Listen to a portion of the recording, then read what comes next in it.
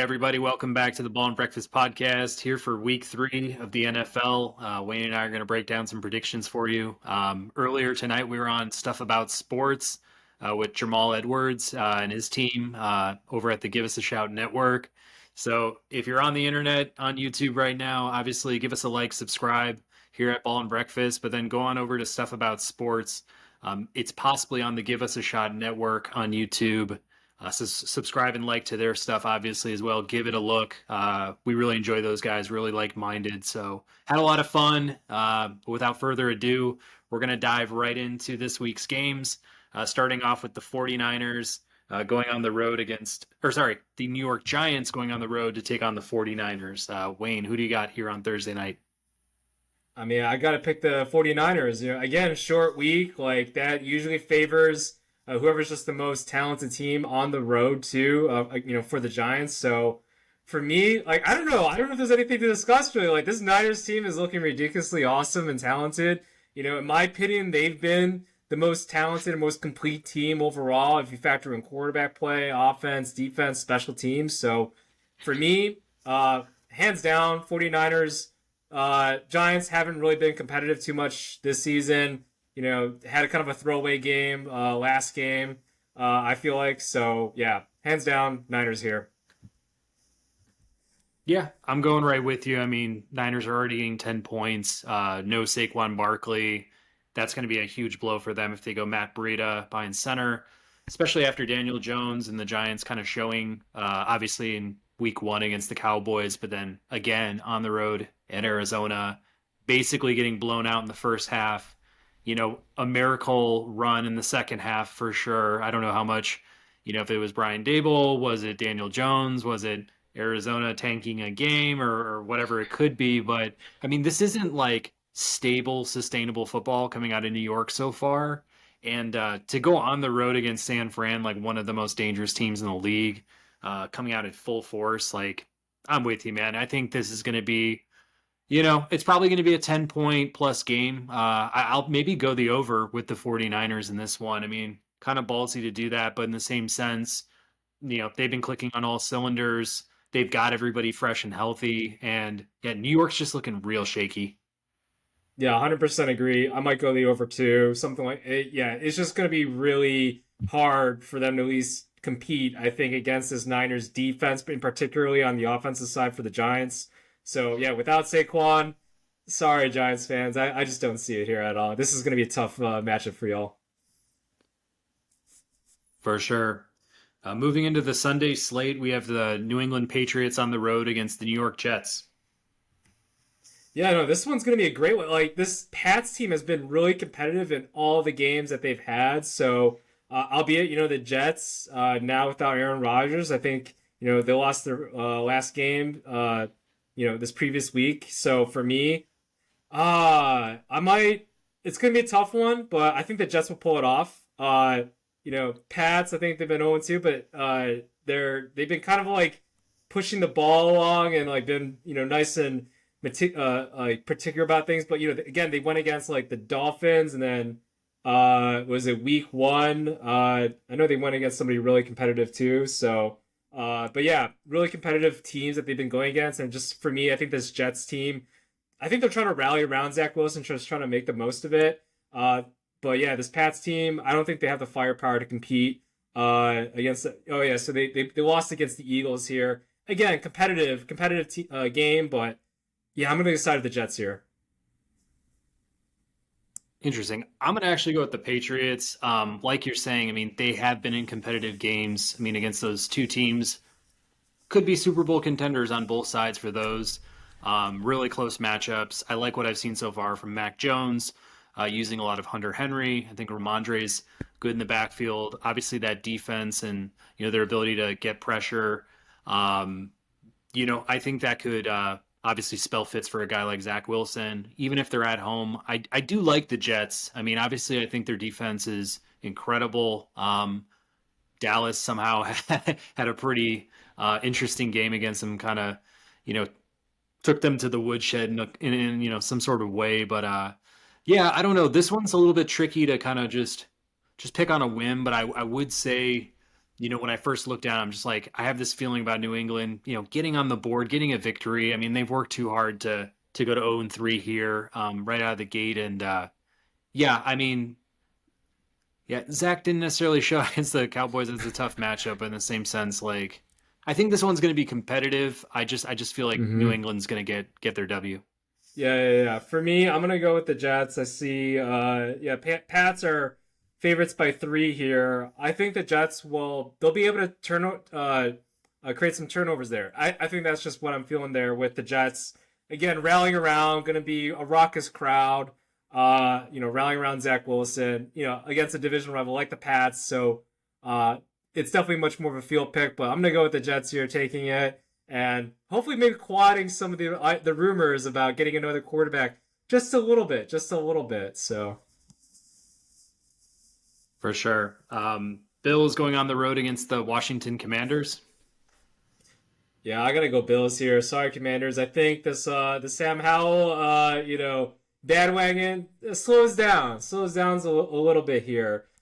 In my opinion, like they just honestly have the Commanders haven't really like faced a really good team like the Bills, right?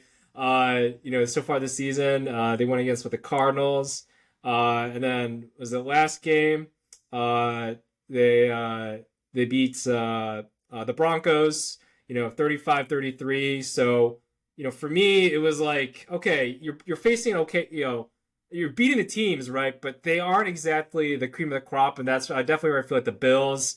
Uh, Impressive showing last game. I think they're kind of figuring out a little bit at least with Jared Al or Josh Allen, I should say, how to utilize him a little bit more. Maybe kind of calming him down, being a little bit more ball control-ish, and then picking his spots to actually be aggressive.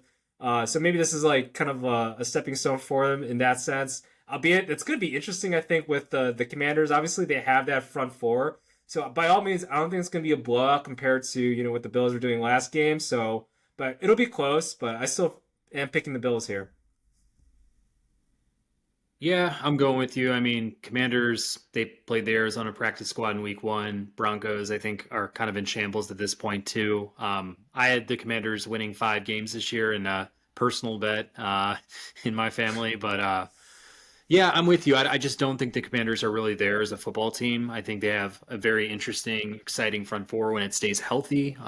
Most years it hasn't. So, I mean, it kind of that in itself will take the team as far as it can possibly go. I mean, I do like some of their weapons, but Sam Howell's early into his career as a starting quarterback here, and to kind of play a team that's, on paper at least a Super Bowl contender in the Bills. I mean, I think that, like you were saying, I mean, for Allen to find Dawson Knox and Khalil Shakir is like it's nice to see he could get away from Diggs every once in a while and like show that he can be a more complete passer, runner, everything else like that. So Yeah. yeah, for me, Buffalo goes into town here outside of DC and just kind of takes care of business in a pretty convincing way, in my opinion. Yeah, and I don't know what it is, but like I'm a big Khalil Shakir fan. Like I feel like he's got it. From what I've seen at least, whether it be I'm just looking at highlights, even the stat sheet a little bit. I think he has it as like a nice, tertiary type of wide receiver for Josh Allen to just give some targets there, create some separation in the slot. So yeah, I definitely wholeheartedly agree. He ought to just look at some other wide receivers and do a check down here and there too. Do something a little bit safer than just chucking it far and having a safety intercept, like it did in some other games. So yeah, go definitely here Yeah, for the Bills. for sure. Yeah, and it looks like they're using a different, backfield mix too. I feel like James Cook has gotten all the spotlight, I guess, going into the season, but Latavius Murray's definitely had a few touchdowns here, and then even Damian Harris is getting on the board. So it's kind of like, yeah, just diversify your mix, and that's going to be a strength. That's going to end up being a strength. I feel like every time you're Mm-hmm. forcing it into, double covered Stephon Diggs, it's like we're just watching the Bills kind of, face their own demise in that sense. So yeah, I think we're both on the same page here. So yeah, we'll move on to the next matchup, which will be our Chicago Bears trotting their butts onto Arrowhead there in Kansas City to face the defending champs. Wayne, who do you got here? Yeah, this does not look good for the Bears. Nice homecoming, I guess, for Ryan Poles a little bit. Going to the organization that kind of took him in, and got him this whole GM job and everything. So, but yeah, I just don't see the Bears. Sorry, Bears fan, I just don't see it. I'm really hard on Luke Getsy. I think he got to be fired, like now. His play calling has been terrible. He hasn't been utilizing Justin Fields' strength. Justin Fields has not been performing well, and I don't know how much the blame we want to give him versus Luke Getsy, but Luke Getsy has not set him up for success. And I think the Chiefs, a little bit healthier now. They're still kind of banged up, but we'll probably have Kelsey and then also Chris Jones, from my understanding of everything. So I think that's enough. And then they, this past game, there was definitely a lot of things on Tony and Sky Moore. I think they had an improved showing, so building up on that confidence, momentum. I definitely see the Chiefs winning on this. I don't know what the over under is, but I feel like I'm just gonna go over, not even looking. Yeah, I'm double checking right here. It's a 12.5 to Kansas City. Oh my god! Man, I'm actually going to say this. I will take the under on that. Yeah, it's a lot. I think the Bears because come on, 13 points. Jesus. The thing is, it's like, looking at what Kansas City actually looked like having Chris Jones back against the Jaguars, who I think we all can say will most likely represent the AFC South this year. Hold them to 9 points on the road. That's pretty impressive. Kansas City, it doesn't look like their offense is in full gear just yet. They've had two subpar weeks for them as an organization, but like you're saying with Sky Moore getting on the board, Tony not running around with his head cut off, this week. I think somebody actually said he may not even read the playbook, he may not even know the playbook, and that's what got him in trouble in New York. But he just kind of goes off his own athleticism and talent, and finds openings where he can and things like that. But no, obviously Kansas City is going to keep marching into the right territory for them as an organization.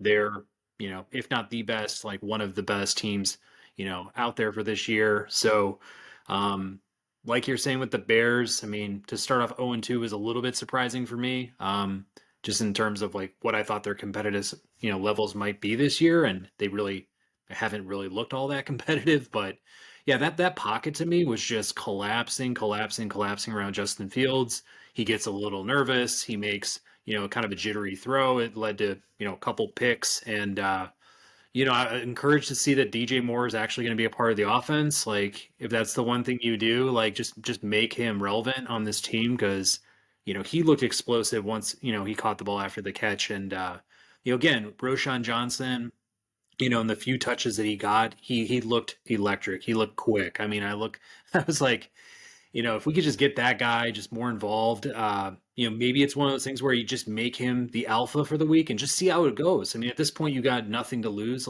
I like Khalil Herbert. I always thought, his yards per carry have always been extremely respectable. It's just, maybe we have a star here and we just need to water that plant, let it grow. Let's see what it looks like, because we absolutely have nothing to lose this year. Even if we decide, hey, this isn't our year yet again, let's just try to get as far up in the draft as we possibly can.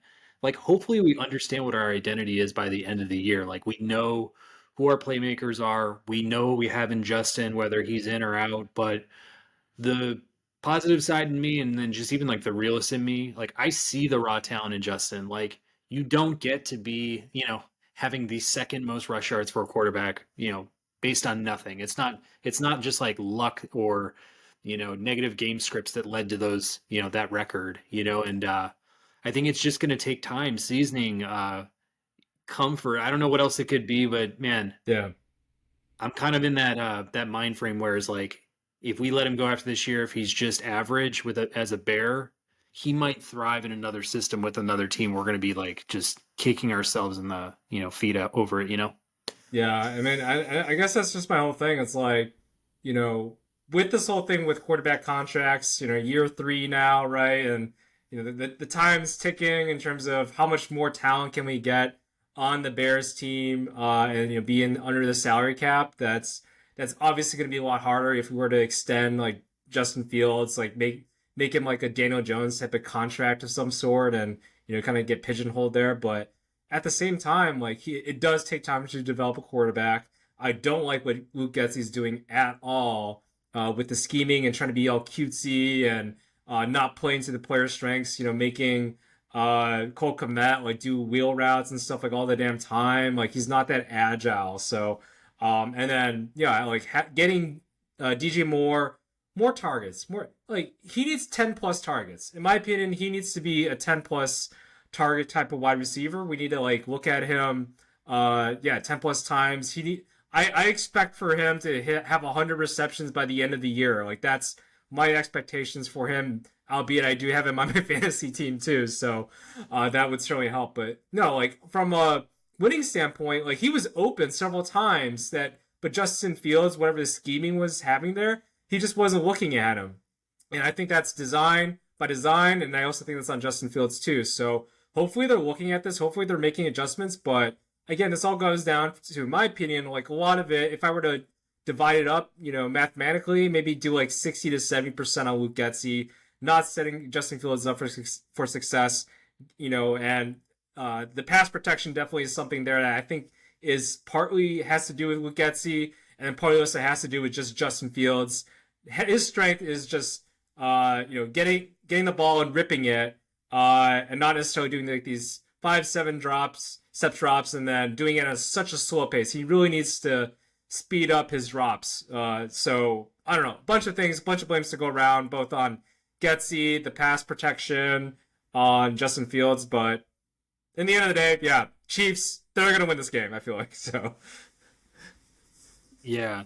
My only other point on Fields is like you have to look at him as a playmaker. He's not a quarterback in my opinion. He's a playmaker. And there's certain guys under center that are playmakers like Anthony Richardson, Lamar Jackson, Michael Vick from the past. There are guys that like they are pure, athletes in a sense, and you just have to find a way to utilize them at their greatest strengths. And like honestly, if Justin Fields is only getting 4 rushes for 3 yards, like that's not going to help him win ball games. Like we need to actually maybe have him rush for 50 yards and pass for 200. Like maybe that's what the mix is going to be, to make him a successful week to week quarterback. And I still think they're just trying to figure it all out. They're still trying to figure out who is this guy? What are his strengths? Like, what are we going to do as a team? Like, I think they're just super confused, and it definitely shows. So, anyways, they're taking a hard L this week, and we'll keep it at that. But, go Bears, try to figure it out.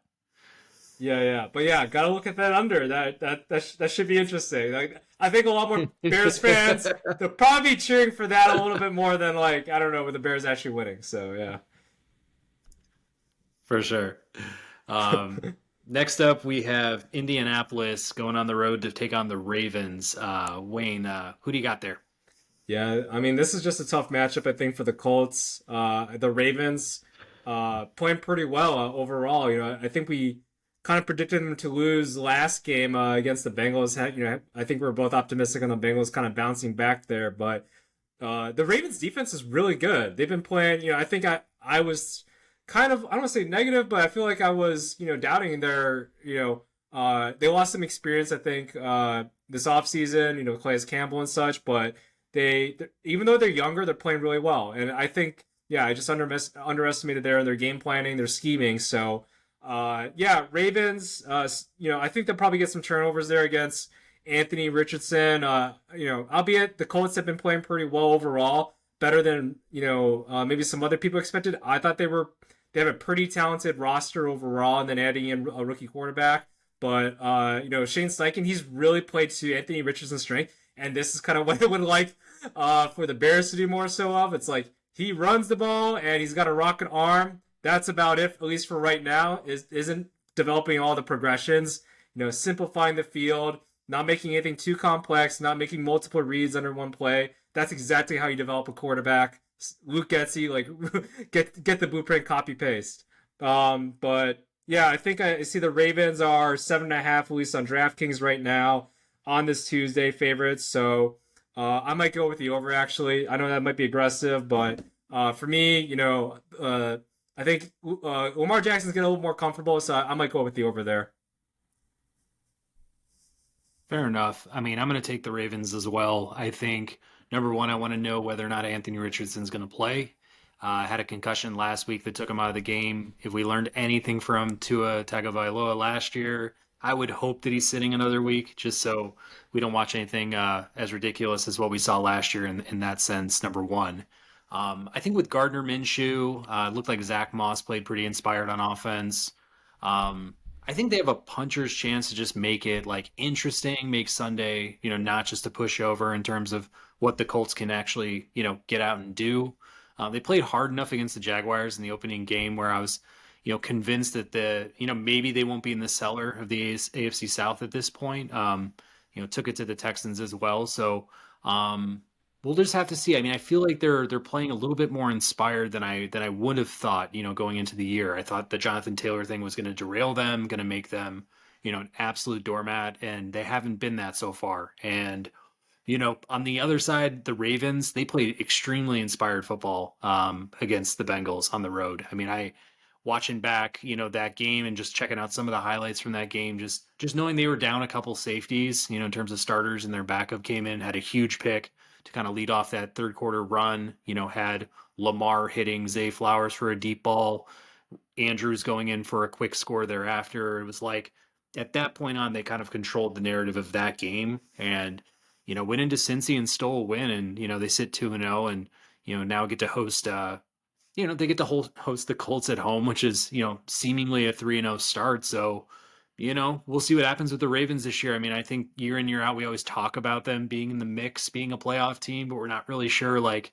what is their actual ceiling? Like, are they just kind of doing the Cowboys type thing where they show up in the playoffs and their early exit type of thing? But, yeah, man, this may be a different team, a different mix, and, yeah, just a different vibe this year. Yeah, I mean, again, in this Ravens team, as long as they stay healthy, I know they lost, Dobbins for the year and everything, but they still have enough running back power, I feel like, to, be pretty formidable. Like Justice Hill has played pretty well. Gus Edwards, he's usually played pretty well, but obviously they just got to stay healthy. I think that's the key thing, whether it's the running backs or other members of their team. Good call on the Anthony Richardson. Yeah, like he has a concussion. Yeah, again, if it's 7.5, like honestly, I feel better about that 7.5, picking the under there if Gardner Minshew is probably playing. Like he fits kind of like I want to say he can definitely be an X factor. So, but yeah, I would probably pick the 7.5 under if Gardner Minshew is there. Maybe we'll see if that line goes down if Anthony Richardson, if the reports that he's not practicing or something, or kind of what he's his status is there. So yeah, for all the bettors out there, definitely keep an eye on that. That could be a good one, I think there. 7.5, but overall, money line, got to pick the Ravens here for sure. Sounds good. On to our next one, the Tennessee Titans going on the road to take on the Cleveland Browns. You know, man, I know last game you picked the Titans to win and everything, and I doubted them a little bit, but they run into a pretty talented Browns team. I know that Browns had some clutch fumbles there at the end of the game that cost them the game, I think, with Deshaun Watson. Also, yeah, like one other thing, yeah, don't doubt Mike Tomlin on the road or at home as an underdog. FYI, he's got like a better win percentage than Bill Belichick apparently. So, anyway, Browns, I think they get to Ryan Tannehill. I still believe in that line, and again, yeah, at home, I feel pretty strongly about the Browns. Pretty confident in them being able to run the ball somewhat against that really talented Titans defense. I think, yeah, maybe Deshaun Watson makes a couple plays there. He really needs to just make sure he doesn't turn over the ball, because I think that Titans defense, again, really well coached team. They can definitely make some plays there and just basically just not make mistakes. So I don't know. It's going to be a tough matchup, I think, for the Browns with predominantly good run team, and if they're able to control the ball some, that could cause problems for the Browns. I feel like getting Deshaun Watson trying to just passing all the time. So and create and get turnovers that way. So I gotta go with the Browns here. I even without Nick Chubb, I like what I saw from Ford. I hear there's some talks about Kareem Hunt coming back or whatever. So I like what I saw from Ford. If Kareem Hunt comes, great, but might not play that much anyways. So I still feel comfortable with the Browns. They'll be able to move the ball, make enough plays. It'll be a tight game, I think. But yeah, I'm gonna go with the Browns here at home.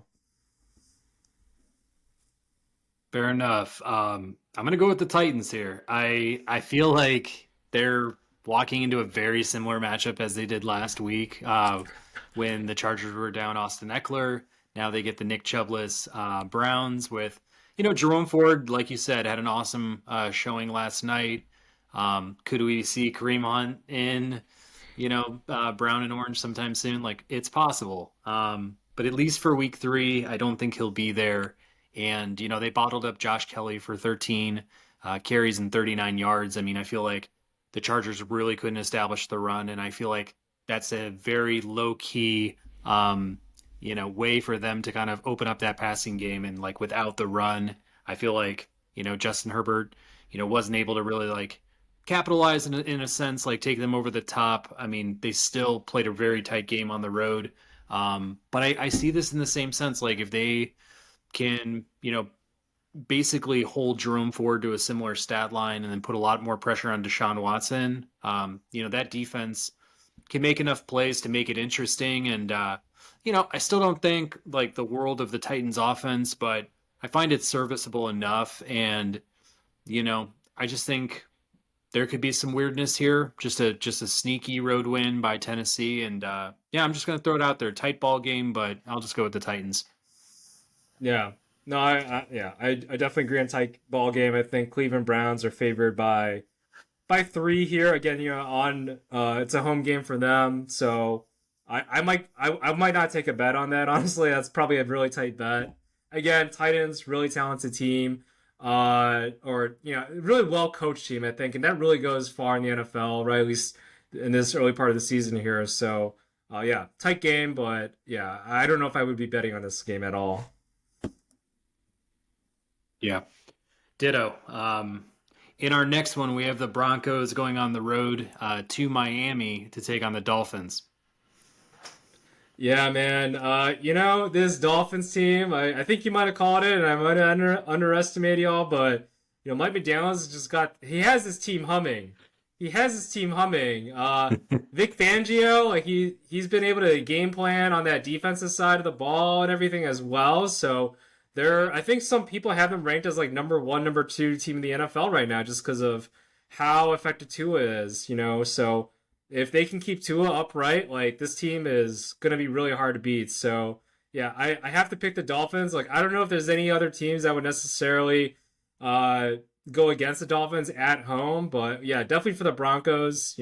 Having them lose this game here. So yeah, I'm definitely a team Tua right now. We'll see how he goes. Tyreek Hill has been killing it. Like that duel, they're kind of just changing everything, and then yeah, also add in Waddle in there. That's just such a dynamic duo that they have over there, and just going all ho hum, and then Vic Fangio solidifying things on the defensive side of the ball too.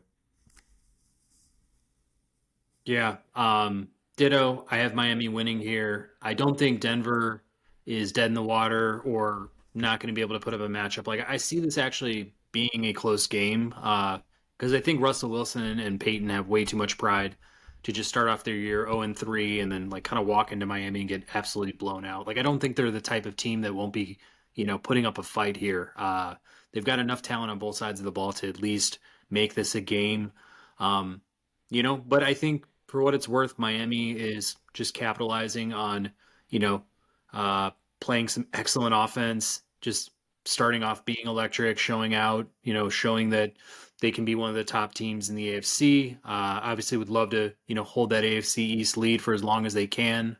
It's possible if the Buffalo Bills happen to play some up and down games every once in a while, and obviously the Jets now have to kind of, pivot and figure out what they're going to do under center if it's not going to be Zach Wilson. So I think with that, I think you just gain more confidence. Obviously, too, staying healthy is everything for them too. So hopefully he just stays healthy for everyone's sake, even us fans alike. I mean, I like watching the kid play, and McDaniels is a lot of fun to watch, kind of under his tutelage. So yeah, I think at home, the ability to play Denver, an 0-2 team, kind of struggling on their way in. Like I see this as another win for Miami. Yeah, I mean the Broncos, they've all their games have been close so far this season. Albeit we can definitely talk about how they blow leads and how their team chemistry just it doesn't seem like they're ho humming right now compared to some other teams. But at the same time, like yeah, they're gonna go against a pretty tough Dolphins team here. I think the cover is like 6.5 in favor of the Dolphins. Do I go over? I don't know. I don't think so. Honestly, I might go the under here, but this Dolphins team, like at the same time, I wouldn't be surprised if they are able to pop up like I don't know, 14 points or something like that over. So, but Broncos, I think their defense will keep them somewhat in the game with Patrick Surtain and everything. I'm not sure if I've checked the injury report here, but I think all the major players are involved are there still. So, but yeah, I'll probably then go with for sure. Uh, yeah, probably go under. In favor of the Broncos keeping it a little bit close. Got it. In our next one, we have the Falcons going into Detroit to take on the Lions. Yeah, and this is gonna be a fun game, I think, because this Falcons team. They've been looking really good the first two games of the season, but they're gonna run into this Lions team who I think they got a little pissed off losing to the Seahawks there at home. So for me, it's gonna be much more of a vengeance game. They're gonna kind of come with a little bit of an edge onto them going into this. Like they don't want to lose two in a row at home. So for me, I really like what the Falcons are doing, but I feel like the Lions, they're gonna come and get it. They're gonna come and get it. I think it's also kind of a bad matchup against the Falcons.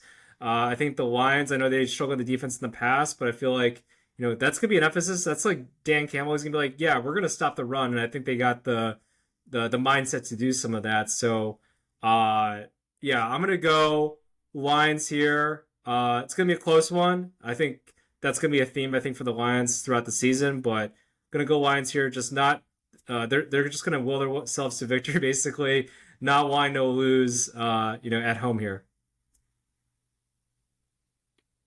Man, it's taking a lot for me to not pick Atlanta here because I've really liked what I've seen over the last couple of weeks, especially against Green Bay. It was just a very gritty type of win to do that pitch play on fourth down, kind of, you know, walking their way into like what would have been an easy field goal. They just decided like, hey, we're gonna get even closer. We're gonna wear out more clock here, and they just did a pitch play to Bijan Robinson, who, made that defender look like an absolute chump. So. They're just playing inspired football. They look like a team that's on the rise. Got a lot of young talent, especially on the offensive side of the ball. Like it's really fun to get behind. And I'm really struggling because the Lions, they may be down CJ with a torn pec. It sounds like Monty is going to miss some time too. So it's like they keep losing pieces. They keep losing very important pieces to this team. Um, but like you're saying, I mean, I had a lot of confidence in the Lions coming into this year. I think they probably have a lot of confidence in themselves to kind of bounce back after a tough loss and kind of hold serve at home. Atlanta's not going to be a team that's going to be going undefeated this year, or I'd like to think they're not yet going to be a double-digit win type of team, but they may prove us wrong as the year goes on.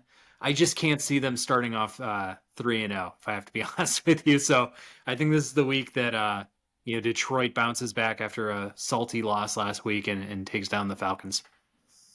Yeah, no, I mean that's just what I agree. Yeah, I think that's just how I'm feeling right now. It's just the Lions. If that is gonna be a factor, is watching the injuries. That's just the thing. The Falcons are pretty healthy right now. I don't think I see too many. I don't think I see any players on the injury report here. So, yeah, there's Montgomery. I think he's there, and then notable players out week 3. CJ Gardner Johnson too. So, but it's just hard for me to believe that the Lions are gonna go 1-2 with these like 2 back-to-back losses at home. But I would not be surprised if the Falcons do it. I think for me, it's more of a gut feeling that the Lions are gonna pull it off here. Gotcha. Next, we have New Orleans going on the road into Green Bay. Wayne, what do you think? Yeah. Man, this is definitely gonna be a tough one too, I think. But I got think I'm gonna go with the. Well, I mean, I know we've been talking shit to the Packers over there a little bit. No Aaron Jones, possibly it's out. And Christian Watson, he's been hobbled a little too. He didn't play the last game too, and I don't know. I've been kind of waiting for him to join. It's definitely one of those ifs type of games. If they are able to get Aaron Jones, if they are able to get Christian Watson, or some combination of them. It looks like it's not going to be sure if it was. I think it's going to be in Green Bay, so Bakhtari's going to play. I don't know if anybody's ever seen those conversations with Matt LaFleur. He seems really pissed off about Bakhtari not playing on non-turf or whatever. So that the big ifs to watch with regards to at least Aaron Jones and Christian Watson. But if they get at least one of those players, I think that they can win and defeat the Saints here. If they lose both, if both of them are not able to go, I just saw that AJ Dillon. He just wasn't able to, against a pretty good talented team over there. I don't think he can carry the offensive rushing power there. I think Aaron Jones is a necessity for, the rushing game, and then also Jordan Love kind of being that, change of pace type of running back compared to AJ Dillon. So I'll preface all that saying, maybe I'm betting that Aaron Jones and Watson don't play, and then I'm going to pick the Saints here. So that's all the caveats. That's who my pick is. Or my official pick for all the record keeping that we're doing. Gotcha. I think the Saints are a superior team. Don't get me wrong. I think by year's end, they're going to have the better record. I am struggling with them being a 3-0 team after just edging out the Titans and the Panthers in consecutive weeks, especially when you're at home. I feel like you should probably step on their necks just a little bit harder there if you're really going to be like a strong playoff team. Green Bay, for what it's worth, I mean, I didn't think much of them going into this year. Obviously took care of the Bears in short order. Played a very competitive game on the road against the Falcons, who I think we have a little bit more respect for now.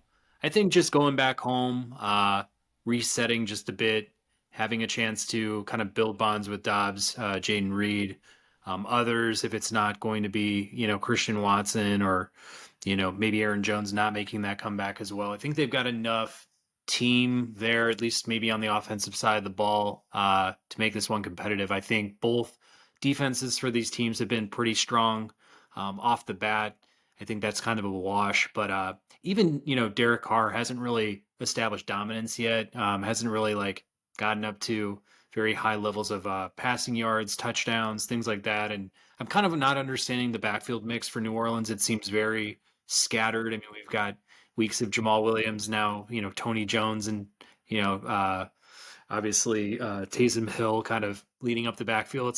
It's just kind of confusing. What are you trying to establish identity wise for your offense? And, we know what Chris Olave is, he's a stud, but yeah, I guess for me, it's just another week of weirdness, another game that'll probably just, end up with a lot of us scratching our heads about who these teams really are. But I just have a tough time after seeing how the Saints have kind of come out, calling them a 3-0 team on the road in Green Bay. I think that's going to be maybe too tough for them this early on. Yeah. I mean, hey, that's fair. And, Green Bay is not the easiest place, definitely not New Orleans. So, yeah. And Derek Carr, though, I feel like, he's got a little dog in him. I feel like. So maybe I'm just trying to be bullish there. And, it'll be interesting, I think, in the passing game of on the defensive side of the ball for the Packers if they are able to, create some turnovers. I think against Derek Carr, I think that can definitely be a thing. I think that could be one thing to look out for is any interception creations with those talented secondary that the Packers do have there and getting some pass rush. But for me, yeah, I'm gonna go a little bit crazy, pick the Saints, see if they can go to that 3-0, take that division, take that lead and everything there. I think by little dog, you were saying he's got a chihuahua inside of him. I fully agree. Yeah. On to our next one. We've got the Texans going on the road to Jacksonville to take on the Jaguars.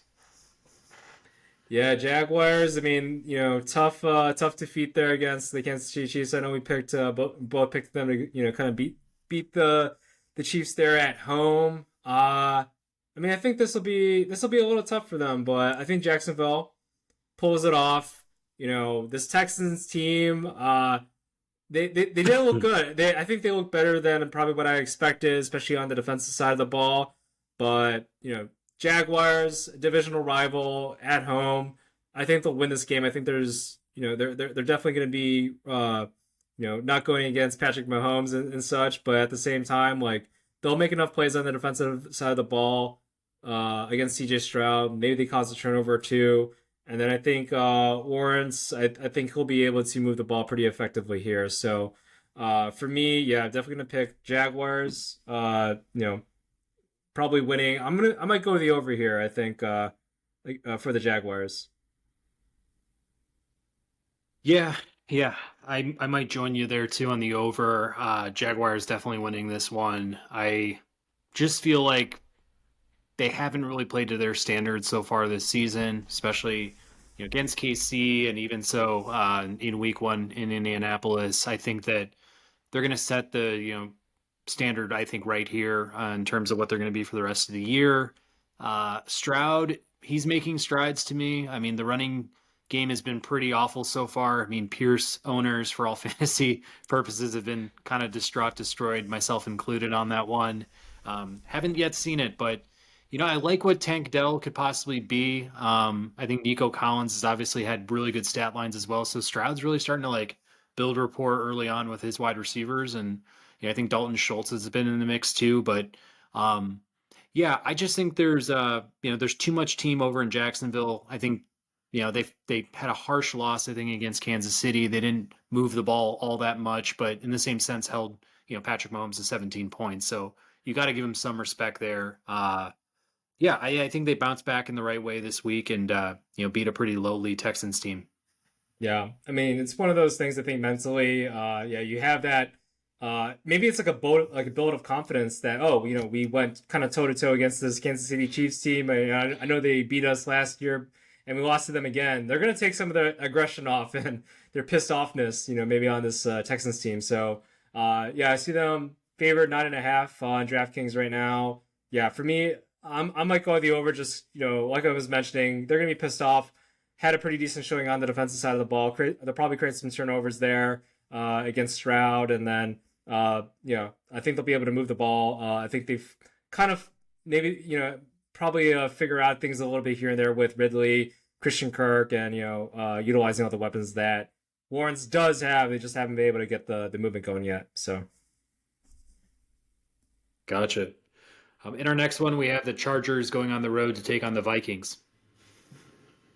Yeah, man. Oh man, this is a fun one. Talk about two teams. It's oh wait, they did well last year. Okay, I think they all both made the playoffs, but I think heading into this season, there was definitely some discomfort on the Vikings, and now the Chargers, very upsetting. So kind of two teams looking to prove something, and it's kind of a betting all right, which one's just not going to screw this up. I feel like. And I think it's going to be a tough one, but I do like the Vikings at home. I do like the Vikings at home here, maybe just strictly because of that. Get the home field advantage. I understand that Chargers going to go against a defense that's kind of I think we both talked about how the talent on the defensive side is just isn't there yet. They do have Brian Flores, who I think for all it's worth, the defense has kept them somewhat in games. The turnovers just have really killed them. So, but here I think against this Chargers defense, just is completely underperformed, and now going against the top wideout in the game, and then Kirk Cousins as well. I think they'll make enough plays. Look out maybe for Jordan Addison as well. Maybe he can get a touchdown. He's looked pretty good so far here. But yeah, I think I'm going to go with the Vikings here to at least win the game. Man, these teams are really similar. Both played some pretty hard-fought games in the last couple weeks. They're both 0-2. Whoever ends up losing this game, I mean, to start off their year 0-3, basically takes them out of contention. I feel like almost off the bat here. This one's tough, man. I think Chargers are a better football team. That's the only thing I'm basing this on. I just think they're just a better up and down football team in terms of complete roster. I like their quarterback a bit more. I think their defense has more weight to it. Um, I think the positional players probably for the Vikings maybe have a slight edge if Eckler's not playing. So that's another thing to consider whether or not Austin Eckler will actually be on the field on Sunday.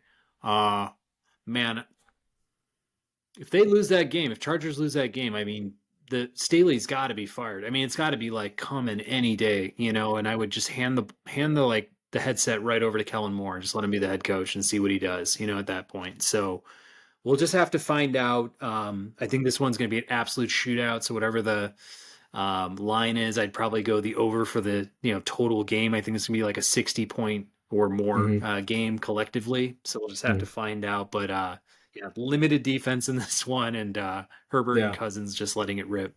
Yeah, I mean, I think the key thing, another key injury to watch out for is Christian Derishaw. Apparently he was active on Thursday night, but I guess they just didn't want to play him there. So, if he's able to play, again, he suited up apparently last game, he just didn't play. If he's able to suit up, that could really honestly be a difference maker. Again, with the pass rushers that the Chargers do have. So, just something to keep an eye out on. If Christian Derishaw is active, might be, but if he was suited up but just didn't play last game, maybe he does play this game, and I would feel a lot better if I was Kirk Cousins if Derishaw was there. So yeah, just something to keep an eye out on. Got it. Next one, we have the Panthers going on the road against the Seahawks. Yeah, I mean, Seahawks, great that they bounced back against the Lions, and that was a tough game. That was a tough and fun game there. So, and Panthers, still Bryce Young, he's still making some mistakes here and there. Again, it's kind of expected being a rookie quarterback.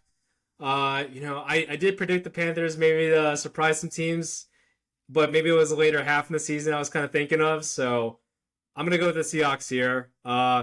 Seahawks, yeah, kind of rebounding from a little bit of a tough start, but they showed some grit I think this last game, and I think they continue some of that momentum on now. At home. So for me, yeah, I have to pick the Seahawks here pretty simply. Same here. Seahawks had a huge win on the road in Detroit. I think they kind of ride that wave. I think we think a little bit differently now of what the Rams are and what they can be. So, maybe that's not just a huge wake up call for just the Seahawks, but Carolina, the offense has been pretty putrid to kind of kick it off. I mean, Bryce Young doesn't look particularly, ready yet as like an NFL every week starter. That may not be his fault. I think he's just going to need time to get, comfortable. He needs obviously a lot more offense around him. I think his passing weapons are pretty below grade.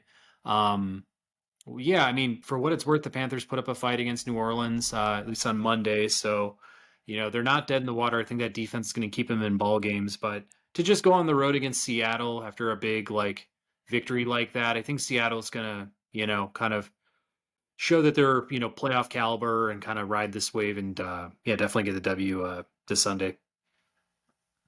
Yeah, sounds good. I mean, yeah, and it's definitely gonna be, I think was it the Seahawks? Uh, was it Seahawks are favored by about 6. Uh, I mean that's a tough one. I might not make a bet, but if I were to make a bet, maybe go over something like that. But yeah, I think it'll be a tough one against the Panthers there a little bit. Panthers defense, I think they keeps them in games, so but we'll see what happens there. Yeah, I might go the over on the road for the Panther. I mean, I feel like the Seahawks have enough offense there to at least expose the Panthers defense and yeah, I think Bryce Young, just going into the 12th man kind of environment and figuring out like what it is to play in Seattle for the first time, like I really do think that's going to be a threat, at least True. coming from Seattle. So I think it's going to be a rough game for him, to be honest. Yeah, true. I mean, the communication standpoint, I think that's a huge thing from a rookie quarterback. It's like, oh, he just learned how to like communicate with his offensive lineman and his wideouts. Oh, now I can't hear them. Like, he's gonna have to come up with some nonverbal cues there. So, no, that's a good call out for sure. We'll see. This next one, man, I don't even know if we needed to do it, but Dallas is going on the road to take on the Arizona Cardinals. Yeah, what's the over under on this one now? Oh, it's 12. So technically, the Bears are a worse favorite or a worse underdog than the Cardinals versus Dallas actually here, which is pretty interesting. Uh, yeah, I mean, definitely gonna go with Dallas here.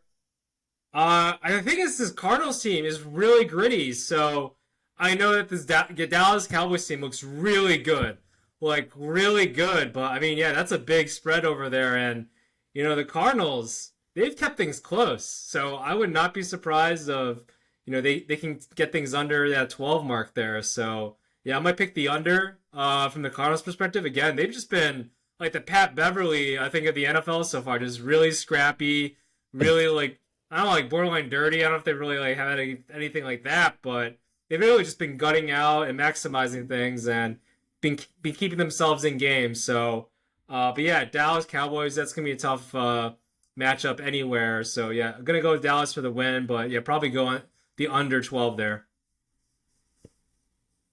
Yeah, it's a contract year for Arizona. They're trying to fight for that contract, trying to make sure all their efforts are expended. But honestly, man, they're going to take that L hard. I think, at least from what they've done the first couple weeks, their differential has been 7 points. So, like you said, they've been in games, they've been scratching and clawing, just trying to I think for a lot of those players, obviously, like them as a collective group of individuals, they're necessarily not tanking, but maybe the organization might be, the coaches might be throwing in a couple funky plays that, keep them down a bit. But yeah, man, yeah, there's just no way Dallas loses this game, no matter what the, circumstances are. I mean, I think everybody might have learned too, like of what can happen if you let your guard down against the Cardinals, based on what the Giants kind of faced. But talent will kind of win out in this situation, and yeah, Dallas will move on to 3-0 in my opinion. Yeah, 100%. Yeah, it's really just a battle of the line, basically, of the point spread there. So yeah. No doubt. Our next one's our Sunday night game. We got the Pittsburgh Steelers going on the road to take on the Las Vegas Raiders. Yeah, I mean, impressive win by the Steelers against the Browns. They were able to get some turnovers there. I'm looking kind of at the line now because apparently that's an important thing, whenever the Steelers are underdogs at home, but this game is in Vegas. Uh, man, yeah, I'm gonna have to go with the Steelers here, even though yeah the Raiders are favored actually here. So 2.5 looks like for the Raiders. Um, and there definitely is. And it's one of those. I think for me, the Steelers they showed some grit, against a tough defensive team there. But I think that defense will cause some turnovers, enough turnovers, and the line for the Raiders just have not looked good, and I think that's where the difference is going to be. Like they'll be able to make some plays here and there against the Raiders. Whether it's a fumble or interception, something like that, and I think that'll be the difference maker here for the Steelers. This definitely is a tough team, I think, heading into the season, and Mike Tomlin's still one of the best coaches, and I still don't trust Josh McDaniels with anything. So for me, yeah, I'm gonna go with the Steelers here. Gonna be a close one, maybe by a field goal or less or something like that. But yeah, I just don't know about this Raiders team as of yet so far. I think this Raiders team is just like completely window dressing. I mean, they've got like Jimmy G and Devontae and Max Crosby, and it's like, and some Chandler Jones. It's like, ooh, it's like super star studded. Like I just feel like underneath the hood, there's just like all these damaged goods, damaged parts. It just like is going to limit this machine from like doing really anything. I see them as being, the worst team in the AFC West, unless the Broncos just completely tank as well this year. And I do think this Pittsburgh team is really gritty. I mean, to kind of see them come out, play some really tough nosed football last night against the Cleveland Browns, like create a lot of pressure, force those fumbles. TJ Watt right now is just an absolute force for IDP, for defense in general. I've got him in my IDP league, and he's actually number 2 overall in points. I mean, for that to be the case after 2 weeks is ridiculous with what quarterbacks and running backs put up, but he's really been an absolute force to kind of start off this year. So, Jimmy G under center, facing a lot of pressure. Pretty young, talented secondary for Pittsburgh. Like, I like what they can do. Offensively, like Kenny Pickett, we don't know, man. Could be below average, maybe middle of the road type of guy. He just needs to kind of keep it all together. I think, him and Jimmy G held together. It's pretty close. It'd be a pretty close fight there. But I just think Pittsburgh overall has a little bit more heart, is moving in the right direction as a franchise, and I think, they pull out the win here in Las Vegas. Yeah, for sure. Yeah, and I think I'm always seeing like Jacoby Myers. I think he got hurt. So just something to keep an eye out on there, like you said, the young secondary for the Steelers. They're still young. Porter Jr. and such, but I still believe in the grit, the coaching that the Steelers have. I think that would just be the difference maker here. But yeah, we'll see what happens there. I do think the Raiders, again, they have some difference makers out there with Chandler Jones, Max Crosby, etc. Tyree Wilson. But on the offensive side of the ball, it's all about if they're able to actually keep the ball, and we'll see what happens there. I think with regards to turnover the ball and making sure that Jimmy G still is kept up straight as much as possible. But he's been a good quarterback in terms of getting a quick release. So hopefully that works in their favor if I'm a Raiders fan. Yeah. Finally, our last two games fall on Monday. The first one on the slate will be the Eagles going on the road to Tampa. Wayne, who are you picking here?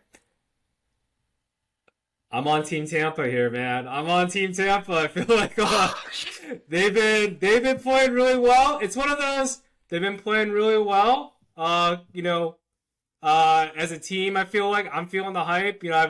Maybe it's just I've seen too much of like their Instagram and like their hype videos, but they seem really connected playing as a team, and they're really getting behind the back of Baker Mayfield a little bit.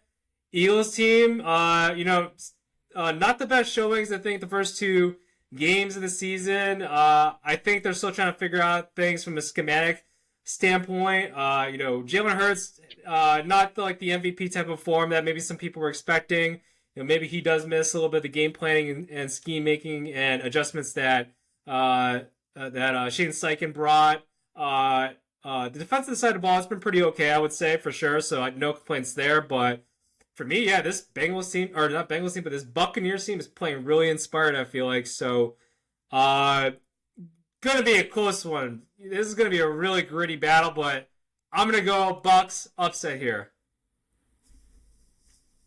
I love it. I love the hot take. I think you're well in your right to make that kind of take too, because like you're saying, Philly's been playing like mediocre for their standards. They have pulled out a couple victories here, so at the very least they're winning those ball games. I think conversely, Tampa hasn't really played a juggernaut like Philly just yet. I mean, to get the Bears and Vikings off the bat, pretty easy. I don't want to say we're expecting Tampa to be, shutting teams down or even, going over in a lot of these situations. And this will be their first real test. They get a win against Philly. I'll start to buy in on playoff considerations, playoff hype, and I'll start buying in a little bit on some of this Baker Mayfield nonsense, because up to this point, Baker Mayfield is on his fourth team in, a couple seasons. Like, great. I'm glad you've had 2 solid weeks. I'm glad you've looked like an NFL quarterback. Like, it's about time. But, do I buy into him being an every week starter for the next 5 to 10 seasons? Like, no. Do I buy that he's, the new franchise quarterback of Tampa? No. So I think Philly goes in there and has a game. I think this will be a good football game because I do trust the Tampa Bay defense. I do like a lot of their team, and I like how Baker's been playing so far. So I'll say this is a game, but I think Philly goes to 3-0. Yeah. Yeah, it'll be interesting. I think one thing I'll probably be watching for is to see how the Eagles kind of game plan. Last game, right? They're like, we're just gonna run the ball. Like Swift had like 28 touches or something like that, or 28 runs like that, which is unheard of in today's game. So I feel like they're definitely not going to be able to do that against the Bucs. They're going to have to pass the ball some, so that's definitely where I feel like Jalen Hurts is he going to get that is he going to be able to do some throws there and dissect that Buccaneers defense, which again, like they have some of a lot of the members from that team that won the Super Bowl, and that defense really kind of stood out there. So Shaquille Barrett's he's played really well this season. Got that pick six against the Bears there. Again, hey, it's the Bears, whatever. But I just think there's some momentum, some confidence that they're coming in here, and this will definitely be a game that'll be like, okay, this team's for real if they are able to pull this off. Yeah. No, I mean, I definitely saw the pockets collapsing. I mean, watching that game and then checking out the highlights, watching it back, like that pocket just kept collapsing on Chicago, and Justin Fields had to make some quick reads, and he obviously had a couple bad balls. You know, for what it's worth, Tampa gets to play, Jalen Hurts, who's a similar style quarterback as Fields, so maybe it won't be as big of a shift, kind of moving from Fields to Hurts either. So that might play, to their advantage as well. So, for what it's worth, they're playing inspired football. You got to give them credit where it's due. And hey, man, they win this ball game, I'm gonna start being a believer for them in the NFC South for sure. Yeah, I mean, I picked them going last, so I mean, yeah, they're really like proving me wrong right now. So like, yeah, 2 games in, right? But yeah, I'm jumping on the bandwagon for them for now. So Sounds good. And last but not least, we've got the LA Rams going into Cincinnati to take on the Bengals. I mean, this is like a team that both of us considered like Super Bowl contenders, right? With the Bengals underachieving like supremely, I feel like. But then this Rams team, really gritty. Great coaching by Sean McVay. I almost feel like I would say Sean McVay like past seasons has been kind of like I don't know, like an Eric Spoelstra, just having all this talent around him and just be like, all right, let's pushing it through. Now he's actually been able to show his coaching chops a little bit, kind of what Eric Spoelstra has was able to do when the Hollywood as hell big three kind of left there. So maybe this is kind of turning into that. Not having Cooper Kupp necessarily and utilizing a rookie kind of in that Cooper Kupp role, just getting all the receptions there with Mr. Akuda Matata, right? So if they're able to, be able to have that effectiveness in the pass game, like Stafford's looked really good. Like, maybe if I were to put like some sort of like an actual most valuable player, like Stafford has really upped his game and working again with the talent around him. I think he's kind of upgraded the expectations of what the Rams, were, at the beginning of the season, I think. So, but I gotta go with the Bengals here. It's hard for me just to imagine this team going 0-3, and being able to take them seriously, going forth. Yeah, they had some, they lost their first 2 games, but albeit, those 2 games are pretty tough teams, right? Both Browns, we can say what they want about them, about the turnovers that they had against the Steelers, but defensive line, it was top notch, and that really is the Achilles heel of the Bengals, I think, as the offensive line in years past and currently just trying to figure things out. And yeah, I think that against the Rams, they'll be able to pull it off. I think if they're like 1.5, maybe they go over. I don't know. So, but I think there's some urgency now that from the Bengals and the coaching staff that they got to perform, create some turnovers on the defensive side of the ball, and then get some points on the board too. Yeah. This LA Rams team is one of the most fun teams to watch, I think, so far in football. And I think they're the kind of team that everybody wants to get behind. Like they're a complete wild card. You got Puka Nacua, Tutu Atwell, Kyron Williams taking over from, Cam Akers and kind of making the backfield his own. It's been fun, man. It's been fun. It was cool to see him knock off Seattle. Almost, maybe not win, but like almost maybe tie the ball game against the Niners going to overtime. Like they made that game interesting. They made it respectable. And like, that's all you can really ask, of them, because I think both of us were pretty bearish on them going into the year. So, like you're saying with Cincinnati, this is absolutely must win. They lose this game, the best they can possibly do is probably get a wild card berth. Maybe they're the 7th seed getting into the, the very, very bottom of the bracket once, the playoffs, kick off. So, they absolutely have to win this game. And I see them being able to do that. I mean, they didn't necessarily drop the ball against the Ravens. It was a very competitive football game. They just definitely came up a little short in an area where I thought, possibly they take the W there. So, Joe Burrow takes another stride in his passing. The offense takes another stride together. They obviously had a complete blow up in week one. They looked a lot more serviceable last week, but I think this is where, maybe they start clicking everything into full gear. So, like you're saying with the defense, just hold it together. If you can make a turnover or two, like awesome. But in general, just hold down the fort a little bit for Burrow and company. Yeah, no, yeah, just make sure that you guard one guy. This is the whole thing with Stafford. He always looks at that one guy. He's like, all right, I'm gonna go get him the ball as much as possible. Maybe like Justin Fields needs to do that a little bit more. DJ Moore, I feel like, because yeah, there were so many times where DJ Moore was open and just Justin Fields didn't look his way. So yeah, something to learn, from Matthew Stafford. When you got a wide receiver that can get open, get him the ball, right? So, but yeah, Bengals. It's gonna be really hard for me to picture them going 0-3 here. Just a lot on the line, I feel like, and they're gonna show up. I think, Joe Burrow. He's a stud, and I think he'll be able to pull it off here, getting in more reps under his belt here now. I agree. So with that, that's our NFL Week 3 breakdown. Hear from the team. Stick around with us for more coming up next week. We'll have another, week to uncover. Baseball playoffs are also approaching soon, so Wayne and I will probably put something together on that front. Like we mentioned at the beginning, we were recently on Stuff About Sports podcast tonight before we aired this episode. So go to give us a shot network over on YouTube. Check out that content. Wait for our video there. If you're still with us, like, subscribe. Check us out on Instagram at Ball and Breakfast. And then we're also on audio for Spotify, Apple, Google, wherever you can find us. And with Wayne, I'm Patrick signing off for the Ball and Breakfast podcast.